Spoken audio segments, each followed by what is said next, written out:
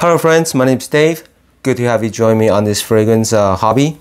Now today is a total blind buy. No idea what this is. Don't know about the brand. I'm laughing because now I'm thinking about it. I went to the rag store. I think it was Marshall's, the ladies section, and I saw this white shoulder. That was pretty cool. And it's springtime right now. The weather is pretty good, around 70-ish, 75. So for some reason I thought it's a good idea.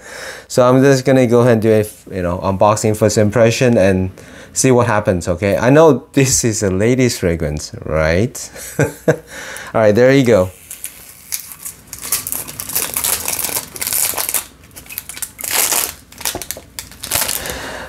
If the logo doesn't tell you what it is, the coloration of the box does, right? Now it's an eau de cologne, so I'm gonna expect very little longevity, but it's oh, it was pretty cheap in the rack store, maybe around $20 or so. Ooh, look at this. Nice hefty bottle. This is a 4.5 ounce. That's a very interesting size, 133 ml. I don't think I've ever seen a 4.5 ounce before. Here's a little logo. I'm sorry, it's the lady is protruding. I don't even know what house this is from. It's this white shoulder with a cologne, made in the US. Okay, now that's let me look at the box, see if there's any brand name. Is that the brand's name, white shoulder? But okay, just FYI, I try not to look at the information for first impression because I want to be surprised, and I'm excited. I'm actually excited because what I do is I'll use ladies fragrance in the while I go to sleep, right, on the pillows or on the shirt. A lot of time it helps me relax because ladies fragrance are mostly white florals, and I enjoy flowers. I go to nurseries a lot just to smell the different flower and herbs, and even trees like cypress. So there's a lot of notes when you walk around those stores, and I absolutely love them. It's a very nice way to relax. Even if I don't buy anything that day, I'll still go around smelling them and look at the all the things that they sell, and it's great. I actually really enjoy it. So I'm gonna go ahead and spray now. Let's see. All right, so are you ready? Right, it's EDC eau de cologne, so I'm gonna spray a lot. Now with that, it's a pretty inexpensive cheapy cap, so don't expect too much. And you can see it's fingerprint magnet, crazy. So okay, yeah, right away. Okay, yeah, I can tell this is from the 70s or the 80s. The aldehyde is coming through very strong. Aldehyde, I have back there. Down there, I have the Chanel No. 5 and the Cocoa. Those have some aldehyde, but this one, oh, whew, okay, yeah, this is something else is coming through. Very it's okay, it's a little bit hard to take when I'm smelling through, too close to my skin.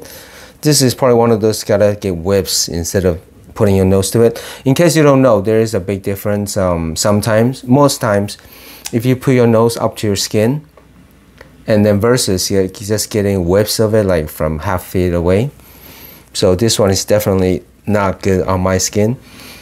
I don't know if it's because it's a ladies fragrance, so I'm gonna go ahead and spray on my shirt. Okay, I found an empty spot, 1 or 2 sprays. I did what, 2 sprays on my hand.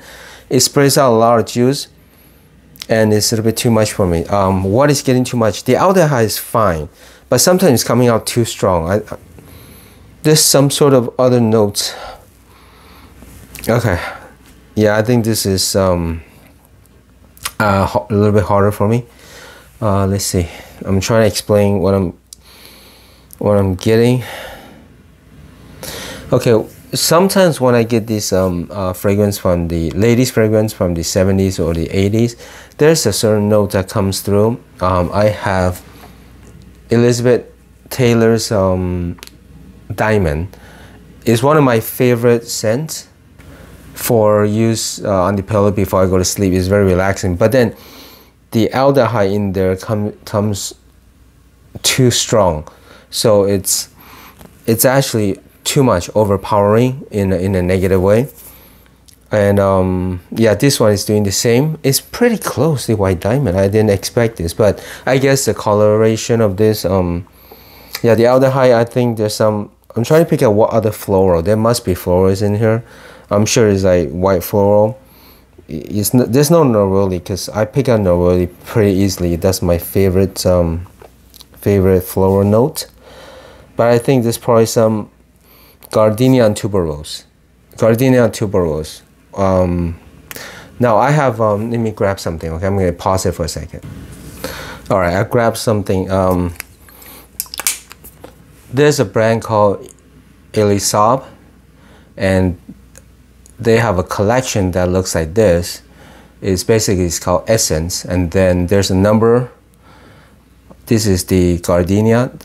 This series is made by Francis Curtijon, so you know, it's great quality. I love it. I basically have the whole series. I think I'm only missing one up to this. Maybe there's like 8 or 9 bottles. I have them all. This is gardenia. Basically, it's on one note, okay? And it's very, it's simple, but yet it's it's great. It's very realistic. It does smell what I smell when I go to the nurseries. Is it called nurseries? Yeah, that's what they wrote in the store, where they sell plants and flowers, right? It just dawned on me, am I reading it wrong? Tuberose, and this is neroli. Okay, I have a whole bunch. There's santal, there's amber, and so forth, and rose. So I'm picking up gardenia and tuberose, which is a little bit from here, but the Elisab is for sure much better gardenia, because it's more straightforward, more simple, okay? But then this white shoulder, coming back to white shoulder, yeah, it's mixed together, so it's in there somewhere. I think there's oak moss. I'm picking up some oak moss. I like oak moss most times. I know a lot of people might be have difficulty with that note, but I'm getting the gardenia tuberose. I think there's civet in there. Civet, like the animal smell, that the civet cat. But there's a certain vibe that note gives, and I think I'm picking it up. So yeah, even the ladies' fragrance back in the days, they will use some civet. Just very interesting. You rarely see civet notes in today's modern sense in the, I guess, especially designer for sure. You rarely smell the civet.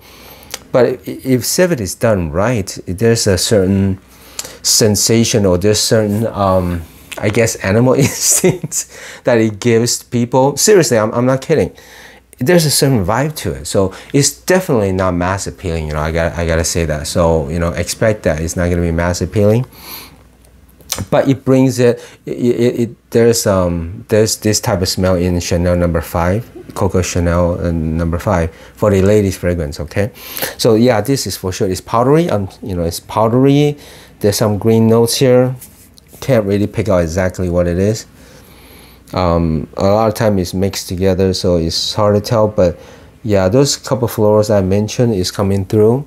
But I think it's lilac. I like lilac. The purplish plants. Yeah, I like this. All right, so just to summarize, it's kind of funny, a guy talking about ladies fragrance, but I don't have a lot of experience with this. I guess you could probably tell from the way I'm talking or speaking about this. I can only tell you kind of what it smells like, and if I like it or not, or you know, is it for the younger girls? No, for sure this is not for the younger girls. This is for sure is a mature lady. Okay, I can imagine a business lady, a business woman wearing this and going to work in the office. Yeah, more mature, maybe 40 plus.